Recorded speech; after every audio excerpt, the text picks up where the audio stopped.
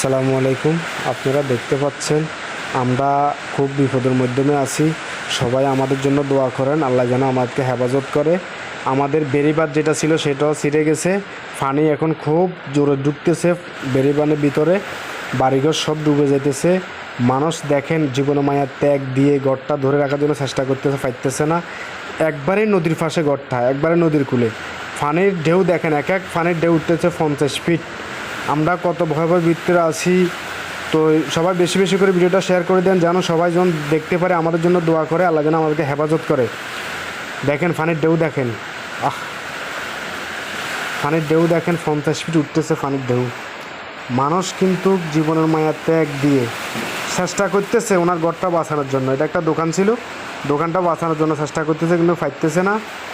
তো সবাই আমাদের জন্য দোয়া করেন, বেশি বেশি করে দোয়া করেন, আল্লাহ যেন আমাদেরকে হেফাজত করে। দেখেন পরিস্থিতি দেখেন।